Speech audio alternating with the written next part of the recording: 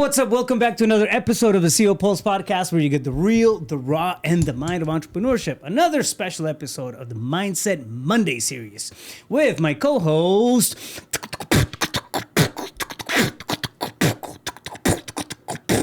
Justin Thorstad. Okay, I'm a chino. That's a Mexican song. You wouldn't understand. Yeah, I don't catch the reference. Yeah, everybody who speaks Spanish understood what I just said, but we'll just leave it at that. I'm sure it was a good thing. Yeah, it's a really good. Yeah. He's like, sure, yeah, we'll go with that. It's good, I guess. No, Gio's laughing, so that's. Yeah, Google it, bro. All right. So, I don't remember what the hell you said. So let's talk about one of the things that's it's an ever going thing. Call it an issue, call it a situation, call it whatever you want to call it, right? But it's change. Everything, every single moment of our lives, we're being presented with a degree of change in everything that we do. From the moment we wake up to the time we go to bed, we sleep, wake up the next morning, do it all over again, right? You said it very eloquently, which is change is the only constant in life. Now, the big question is, as entrepreneurs, that can be, sometimes it can be big change. Sure. Right? Yeah. Something that disrupts the way that we live. Yep. Disturbs, just kind of like the flow of life, if you want to, your entire industry. Exactly. Yeah. It can be, things that hit you at an, industry level, things that hit you at a, mindset level, things that, individual level. It's incredible. But I think the some of the frameworks, I guess, to deal with change, they still remain, the same, right? Like, so let's walk through that. I want to, kind of, break some scenarios and just kind of put some stuff on the table and how change has impacted us in the past, and then what we've done to get over it. Yeah, certainly. First, I want to tee it up a little bit for people about change. It's like, first, you just got to take a look at, like, what's your relationship to change, right? Yeah. And I'll say this. I love change. In fact, I oftentimes create it consciously or unconsciously to stir things up, just to be stimulated, like take the snow globe, and most people want the snow to just be on the ground. And I like to just shake that thing up and toss things around a bit, because now when you got a different environment, it causes you to be creative, resourceful. And I mean, that's where you're really the most alive and successful as an entrepreneur. So it's like, okay, so do I love change and I embrace it, or am I resistant to it? Okay, so if something changes externally, like, do you have control over that? No. It happened without your permission or consent. Nobody asked you, and nobody cares, right? So it's like, why be in resistance to the way things used to be this way and now they're different? It's like, great. That means there's new opportunities, new connections, new relationships. It's a beautiful process. And so being resistant to it is just basically saying, I like things the way they are, and I don't want it to change, because then I don't know what to plan or predict for.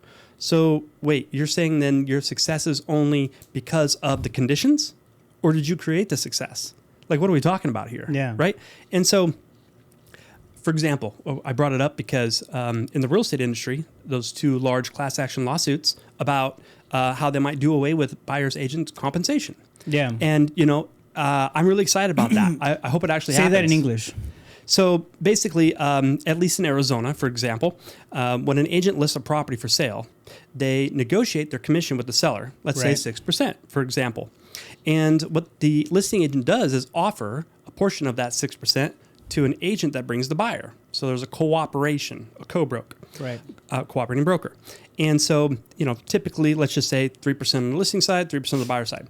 Well, what these lawsuits are saying is that the seller shouldn't have to pay for the buyer's agent.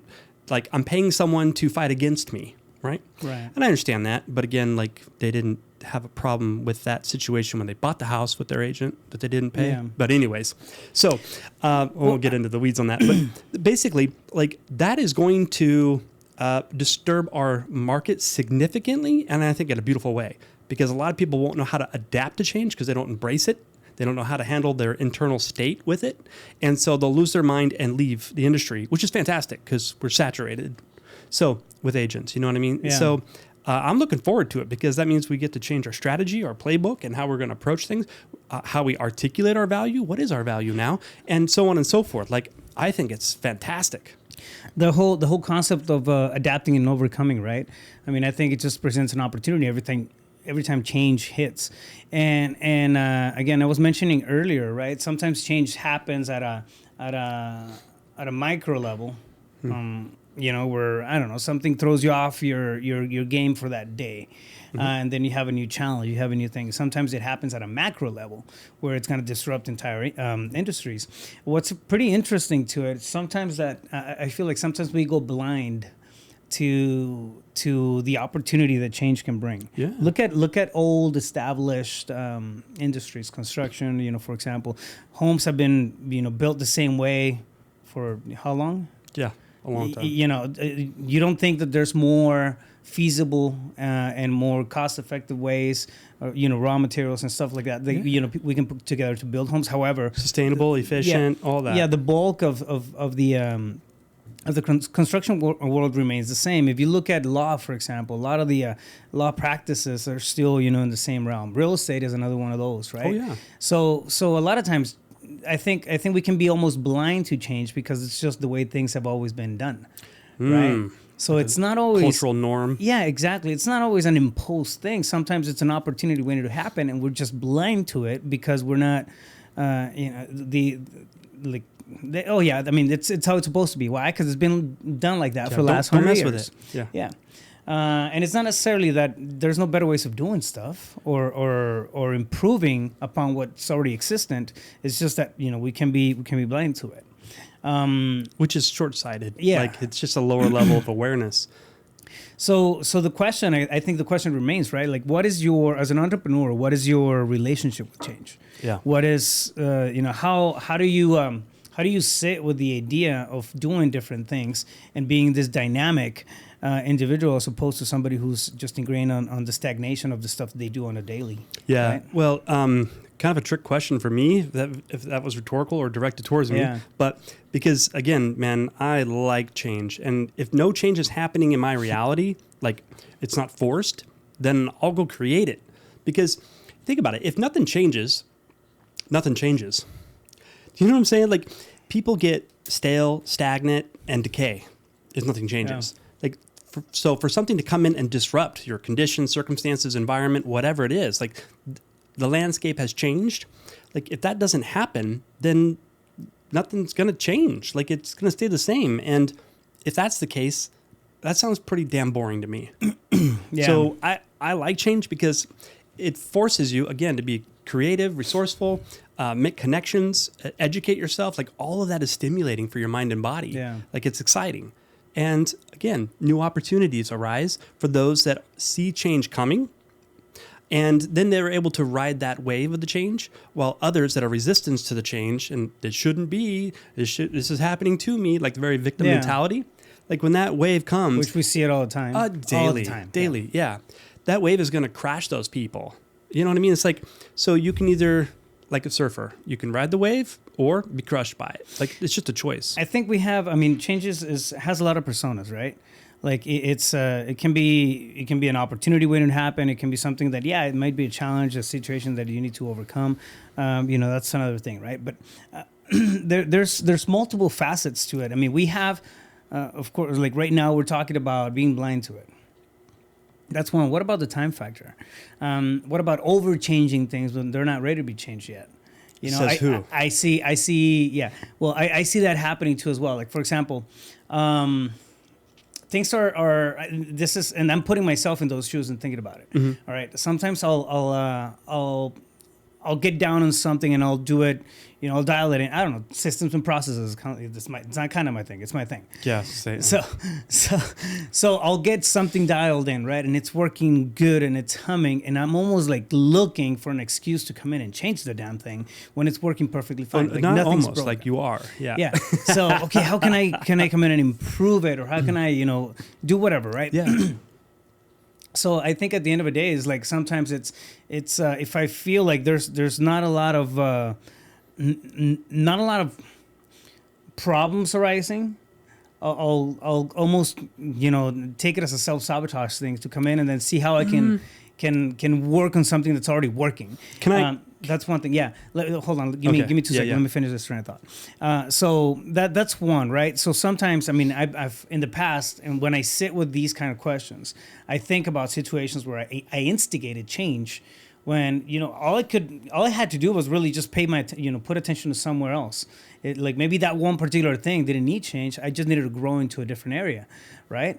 Possibly. So I mean, I think there's different contexts to it, right? It's not this this black and white thing that we can pinpoint. Okay, this is when change needs to happen. Sometimes it can be subjective.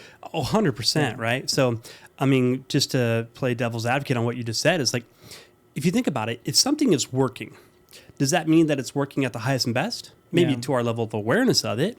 But what you're saying is like, hey, but I come in and it's already working and producing good results, and I come in and break it, and that's the key, so that I can evolve it. Because could it be better? Always. Yeah. So now I would ask the question of, what has you placing your attention on breaking what's working so that you can evolve it? If your time, energy, attention would be better utilized focusing on something else. And so are you fixing the thing as a form of like hesitation from moving forward on this other project and like to deflect against it because it's uncomfortable or whatever? And so I'm going to go work on this to feel productive. And if the answer is no, that's not it at all. That's not my intent. My intent is simply, I just want to see what it could produce if I were to break this model and create a new one to evolve myself and the process to produce bigger, better results. Yeah, I got the perfect answer for that. And the answer is the big think it's not big enough. Okay. And I speak, for my in my case, my situation. Like a lot of times when I've done that is because I'm too focused on this thing as opposed to thinking outside of the box and then, okay, how can I expand or how can I do more? I feel like I want to do more, yet I keep going back to that same fucking little box.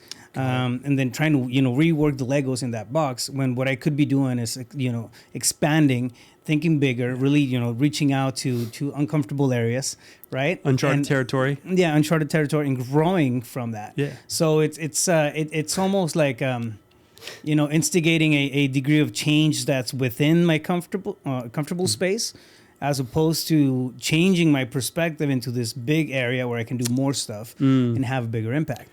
That's one thing the reason I was able to fire it back out, I'm not pulling it out of thin air, is because I've sat with that question for okay, why am I spending so much time and energy in certain things that I feel like I want to tweak and retweak and readjust and get super micro, when at the end of the day the bottom line result of that particular thing doesn't, it moves the needle, but it's not going to be a game changer, right? Why not sit back and then, why am I not naturally drawn to spend more time and effort in bigger things? And the think wasn't big enough. Like that to me, that was it. Yeah. Now I step back and I look at the big picture and it's like, holy shit. There's so many different things at play that I wasn't even recognizing that were out there. The more time you sit with a thing, the more aware of yourself with it and its potential you become.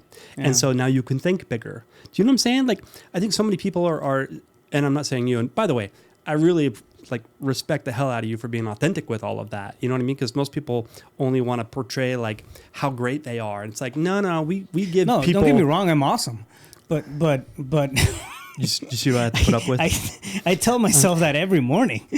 No, but you see what I'm saying? Like the level of authenticity of like, no, here's where I am. This is how I operate. And I think that's why people come back to view us, because it's like as you said in the title, it's the real sort of raw. So thank you for that. It's a reality of life. Like it doesn't matter how great you see somebody operating. Like there's always internal conversations that happen. Totally. So I think it's important to put light on that stuff. And if it's a business, a product, a service, whatever the case is, like there is a life cycle to it, right? There's from startup, infancy, birth, infancy, and then adolescence, and adulthood, and then elderly. Yeah. And it's like if you don't at some point before the elderly phase ends, death, right? If you don't evolve that through innovation, like it's going to die. And so sitting with a thing and, okay, thinking bigger, and how do I think outside the box? It's simple. Yeah. There's no fucking box other than the self-imposed limitations you place on it. There is no spoon. Yeah. So if there's no box, that means I can go outside of my comfort zone the extent of boundaries I placed on myself, and ponder the question, because it's only then can you hear the answer, what's on the other side of that? And like, if I believe, it's how I operate, if you're not stepping into the unknown, the uncharted territory where like adventure is, then why do you expect anything to be drastically different for the better? Right, you're not instigating change, so your relationship with change has to be open, and right out of the gate. Why? Because it's going to happen anyways. It's going to happen anyway. Why are you resisting reality? Reality's unfolding. It doesn't care about how you feel about it, and so you can work with it to extract the opportunities and the gifts and the learning and the stimulation, or you can be in resistance and suffer. But that's optional. Yeah, 100%. I wanna throw a side note out there. You were talking about feeling, the expansion when there is no box, right? Mm-hmm. There's one particular meditation that gets me in that space when I go through it, and it's a 20-minute meditation by Dr. Joe Dispenza, morning meditation. I think you turned me on to it like years ago. Years ago. I think you were the person who I heard it from. And I started doing that, but you start with this 6 inches within, between your ears, right? Like you start in that mental space, you're closing your eyes, you're going through this process, and that starts expanding between you and the room, and that starts expanding between you and the building. And then it just, it has a very interesting effect. That makes you feel the expansion until you get to this universal level, and I feel like that's the context that we should take change in. It evolves, it grows, and you start. It starts getting bigger and bigger and bigger, but you start to grow along with it. Yeah. So there's a lot of intention behind his meditation with that too. Yeah. Because what happens is our mind wants to fixate on a thing. Yeah. Right. And that's called the morning meditation by Dr. Joe Dispenza. It's fantastic. And he's got an evening one, which is so great, and it's complementary. Yeah. So when we focus on a thing, we start operating on higher beta brainwaves. So it's incoherent, it's reactive, and we're just in that higher stress state throughout our day. And so when you can sit down and you can focus on a thing, yet also diffuse your awareness to broaden it out, that actually relaxes the mind. Yeah. And so if you can do both at the same time in a meditation, and then you set an intention of, okay, who do I desire to be today? How do I want to think? How do I want to feel? Who do I not want to be today? That part of me yesterday that didn't work out so great, where I fell from grace. I want to remind myself of who I don't want to be as well, because then that way my conscious mind, my analytical mind can catch that throughout my day, so I don't go unconscious. I don't go asleep to myself and just repeat and be predictable. So it's fantastic. And then at the end of the day, the evening meditation, you can kind of take inventory of how did I do? What am I going to improve on tomorrow? And then if you do that right before bed, you get to marinate on it for however long you sleep, and you wake up that way. Yeah. So. Yeah, when it comes to that type of process, I mean, I think honesty and awareness is at the forefront of the entire thing, right? Nothing changes until you have that. So how do we deal with that? Okay, so I mean, we're getting hit by change. I mean, be it a relationship, be it I don't know, you're switching jobs. Your circle of influence is different. Yeah. What's your process? And I'll break down my process. Sure. I think first and foremost, that's a great question, because I haven't really thought about it too much, but the answer comes. It's first and foremost having the awareness and understanding and honesty with self of like, okay, wait a minute. If I am working with a higher power, whatever you subscribe to, God, the Tao, the universe, spirit, whatever it is, like you got to just answer one question, and Einstein posed it. Like, do I live in a friendly universe or a hostile universe? And if it's friendly, that means then source that I'm a part of, unique expression of that divine, is a loving place. So if something's changing externally and it completely disrupts my entire life, my business, my relation, everything has changed now. Okay, now I got to take a look at that. This is the awareness piece. This can only be happening for my benefit. My job is to remain present, objective, and see it for what it is, because only then can I see through non-biased lens what that opportunity is. It's a gift. It's disguised, and it might look like shit, but if you just stay with it long enough. Now, in order to sit in that seat of consciousness, the objective observer, the witness of the situation, because if we have judgment on it, that's a biased lens. And that's coming from past trauma and BS, and it's distorting what we're perceiving. So if you can stay in a higher state of vibration, priming your state, reminding yourself throughout the day, meditating with your eyes open, so to speak, you'll remain present, connected, conscious, and aware of what's happening so that you can see that gift sooner rather than later. Because when change happens and we're resistant, are we like part of the solution or do we add to the problem? Yeah. Typically, people add to the problem because of resistance, and what you resist persists. So reminding yourself that I assign meaning and significance to everything. Therefore, I'm going to choose that a higher power that I'm working with is only creating change, reality is unfolding, for my benefit. My only job is to stay objective so that I can view that, learn from it, grow, and evolve myself, my consciousness. And when I grow me and I evolve me, like that increases the tide, which raises all boats. So everything you do contributes. The question is, what am I contributing? Am I helping the collective consciousness elevate, or am I taking from it in my resistance and my victimness? Yeah, I think we have a similar approach to it. I think change you used to really, really rock me, especially when I started in building my first business. I would think things would pan out this way, and then next thing you know is like there's, I don't know, a banana peel. They call banana peels now, but there's a banana peel on the floor, and I slip and slide on it, and then everything's just turned upside down. Right? Yeah, you're pissed off. Yeah, exactly. And that would it's almost like hitting yourself on the pinky toe in the morning, and then just kind of throwing your entire day away because of that. But it did have that effect. I mean, it was. I wasn't I wasn't segmenting. I wasn't really. I was like melting everything around me, my personal life, my relationships, into that one issue, right? So that one issue, whatever that thing was, if it was an issue, if it was something that wasn't in the books and it wasn't good. When it was good, I mean, great. I mean, I'll take that kind of change all day long. Yeah, right? and all the credit for it too. Yeah, all the credit for it, and then it's yes. Yeah. But when it wasn't, and it was something that rocked my boat, it was like, oh my God, like everything would be rocked, right? Yeah. And I realized that I was giving away my personal power to just the stupidest of situations and circumstances. I was giving away my energy, my positive attitude, my vibes, right? If something would come across that wasn't in the books, it would just throw me off. And it would rock me, and that angry? would ripple effect. Yeah. And it wouldn't start as me getting angry. No. I would just like be upset, but it would be a buzzkill. You know what I mean? So buzzkill, and then that buzzkill would leak into, I don't know, a meeting. It would leak into a customer call. It would whatever. I was trying to negotiate it, and I was walking into things like with a pessimistic mindset as opposed to like, okay, how can we make some good stuff happen, right? So it would just like.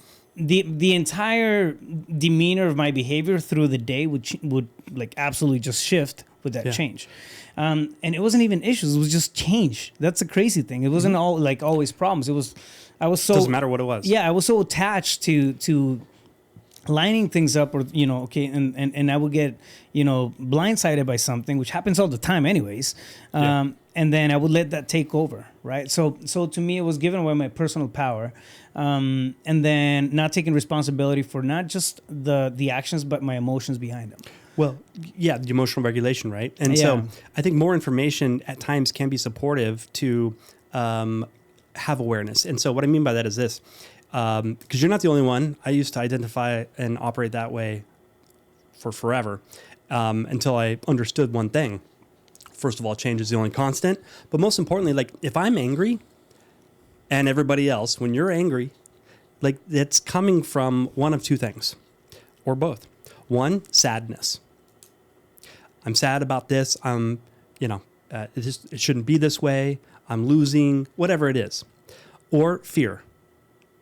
So fearful that, your honey's going to take their love away and connection. Or you're fearful that the change of the market is going to wipe out your business, and then who am I? And all these types of things, right? And you can be sad about that. That oscillates if it goes unchecked and turns into anger. And so anger is really a mask of something that's deeper rooted. And so sadness or fear. And if we take a look at sadness or fear, both of those come from scarcity. And scarcity is rooted in fear. False evidence appearing real. Like it's not abundant. Yeah. So I'm not saying it's wrong or bad to be angry or sad or fearful. I'm just saying that's just the root cause. And if we can go there and reframe our relationship to it, that opens up a new door and sets up a new lens in which we're viewing our reality so that we can see opportunities. Because again, if change doesn't happen, then nothing's really going to change.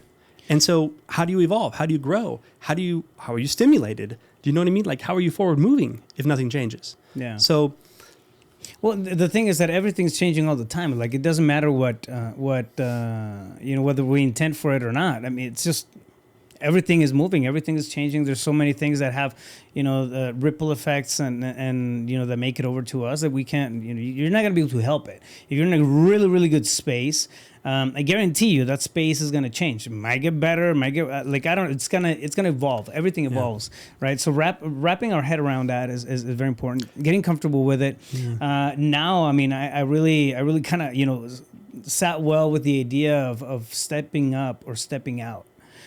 Something hits me. I don't understand it. It wasn't in the books. It wasn't, whatever. Before I get fired up, before I throw, the baby along with the bathtub water. How do you say it? Yeah, throw the baby out with the bathtub water. Yeah, something like that. Yeah, something like that. I don't know. Anyways, I don't throw babies out. Not out of bathtubs, anyways. Yes. So it's before I do that, like, okay, I realize, okay, what space am I standing in? Do I want to step up or do I want to step out, right? If I see myself saying step out more than step up to whatever lane I'm in, bro, I'm in the wrong fucking lane. True. So I mean, it really comes down to that sense of responsibility. Change is a responsibility. How we react to change is a responsibility. How we approach change is our responsibility. Yeah. How we take action to that change is a responsibility. 100%. And responsibility, people are like, well, that's not my responsibility. I'm not to blame for the... It's like, no, that's not what we mean by responsibility. Responsibility is just simply your ability to respond. Yeah. Ability to respond. Like, that is under your control. And it is up to you, and you get to decide that. Yeah. It doesn't mean that, like, hey, we don't get triggered or activated when something changes, we're right? Gonna feel it, right? Yeah, but, I mean, you gotta have that emotional IQ that. But are you bringing gas to the fire, or are you bringing water? You know what I mean? Are you part of the solution, or just adding to the problem? Yeah. And that comes down to checking in. If it's a grease fire, don't bring water. I'm a firefighter, so I gotta put that out there. But thank you for that. I see what you're saying. Audience, now you just learned not to bring water to a grease fire. But, maybe it was a dumpster fire. Yeah, that's the case. Yeah. It comes down to your ability to regulate your own emotions. To go, wait a minute, I'm triggered right now. Yeah. Awareness, right? Okay. I'm going to contribute something. So do I want to contribute to the solution or contribute more towards the problem? Well, let me check myself first. Let me take a deep breath, get centered, present, objective, and so I can see the situation for what it truly is. Yeah. And then I'll decide how to respond. Yeah. I mean, it may sound easier said than done, right? But awareness has got to be the first thing. We always talk about awareness. It's interesting how it always, comes out to the front end of the line. Well, it all starts there. It all starts there, right? So awareness of what's going on. Realize, ask yourself, is it even when I'm doing operating flows and just, developing systems and processes, like you have very basic questions that kind of guide your actions and break away into different, triggers, right? So logically. It's the same thing. So have awareness for what's going on. What type of change? This is good change, bad change. The second question for me has always been like, is this in alignment with me? Is this in alignment with, where I want to be, what I want to do? Is this in my lane? So glad you said that. And then the third one is really taking, committing to taking the action of either rolling with it or stopping the change or moving out. It's what's going to be your decision based on that. I like that because the truth of the matter is, and people have a hard time wrapping their head around this, so they don't agree, but that doesn't make it not true. And it's this simple truth. We don't see things as they are. We see things as we are. Yeah. And I've had so many experiences of this, I won't get into that story, but the bottom line is, we have a bundle of beliefs, stories, emotions that have been rehearsed for how long? Several decades. And it sets up, again, that biased lens in which we interpret information. We're only bringing in about 128 bits out of 2 billion every second. And so what 128 bits do you think you're bringing in? The ones that you decided, like, are how reality should be, or what it is, or how I belong, or worthy, deserving, enough. All these different types of factors go into this vetting process of allowing in information. And so we're seeing that information, how we are. So you said number 2 was, can you repeat it for me? Like your second step? So awareness, and then? Whether or not it's in alignment with Bingo. with me, the person who I would, my lane, right? And so is that something you feel into or think about, or both? Sometimes I get pragmatic depending on what that change is. Okay. But a lot of times, man, it's just intuition. It's just like, this just doesn't feel right. If you have a moral or ethical change, happening, I don't know. You sometimes with in transactions, right? We're dealing with certain stuff, and it's delicate information or whatever, and then you'll get hit with a moral dilemma. I was like, shit, you can't put a number on that kind of stuff. No, yeah. But yet who you are at heart, right? Your beingness. Yeah. You understand your beingness. Does it align with that? Well, it doesn't have to be fucking rocket science. No, it's not. And that's what's so beautiful about what you just said. It's like, it's intuition. Like, does this feel right? Does it align? Does it resonate vibrationally? Is this in alignment with me? And the answer is no.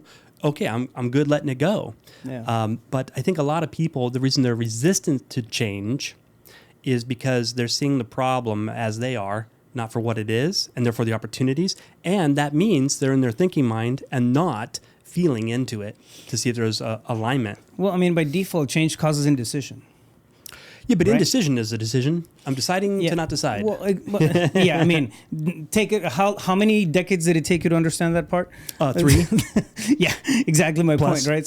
So it's, I mean, through growth, you get to a point where that kind of stuff starts to click. But when it doesn't, it's at the beginning and something's just changing. I mean, I remember like when I was starting off and I wasn't in the personal growth journey yet, and I don't know what the fuck I was doing in any sense of the word. Yeah. Any notion of change would just like, man, what do I do? And I would stand and I would be at a standstill on, just trying to decide and see if, overthinking and overanalyzing and doing, creating this analysis paralysis that caused stagnation and everything. And then stagnation leads into more stagnation because there's no action taking place. And what happens next thing you know, you're in a hole. And then that one little thing that changed whatever route you were on costs, the whole, I mean, it definitely has ripple effects. Yeah. I used to get really pissed off when change happened because I was like, oh, I just finally arrived and you're changing the game, right? Yeah. You're right. So, yeah. No, I mean, it's the same question that I have for myself. Yeah. So, no, I get it. So, yeah, I mean, you could either accept it or resist it, but one is an intelligent choice. The other one's futile anyways. So choose wisely. It's coming at you anyways. Yeah. Like it's happening whether you want it or not. It's like old age. It's coming at you. Hopefully. Yeah. So yeah, with that being said, man, I mean, I think it's not such a superficial topic. I think it's a deeper topic than we give it credit for on a regular basis. It happens every single day. It happens with a single relationship that a new relationship that you make today may be a catalyst for change, right? I mean, I can pinpoint, some, days in my life where I met somebody that, oh, holy shit, my entire perspective changed. A conversation happened and it shifted things. We have that on the good side, on the bad side. We have it, creating, wealth, and we have created bankruptcies. Like change is just it's a constant of life. It's always going to be there, right? But it's up to us to decide on how, we direct our attitude towards it. Yeah, totally. Because, the other part of the awareness is, am I the one that just created that change inadvertently and unknowing, through the process? Like change isn't always happening out there at random. Like sometimes we have a hand in this. And understand that part, what caused the change is irrelevant. It's like, honestly, right? It's fucking irrelevant. Yeah. What caused the change? It's irrelevant. It doesn't matter. The change already happened. Like the thing is, what am I going to do about it? So that's something to think about. Yeah, right? Totally. Yeah, we could go on for hours just on this one topic because it's so big. It's deep. Yeah. So with that being said, Justin, where can somebody get a hold of you? Yeah, YouTube, social media, JustinThorstad.com, and myself, 602-348-8534. Bam! There you guys have it. And you can find me on social media at Rafael Cortez CEO. Pretty active on Instagram. Do us a favor if you like the conversations that we have here and sit down and just pour out into you guys. Spread them, right? Spread the love. Send them to somebody who you think might benefit from listening to our Mindset Monday episodes. The CEO Pulse podcast. Again, catch it on iTunes. Subscribe on YouTube. Like, share. It's a two-way street. We always say that it's a two-way conversation. Yeah. So if you have questions, drop them in the comments, and let's hack away. I mean, this is pretty interactive type of stuff. You can probably tell at this point that we're not too refined. We're kind of rough around the edges, and that's how we like it. So it's real. So yeah, it's real. That's the point. All yep. Right. With that being said, fam, love you all. Stay focused. You got this. Let's go.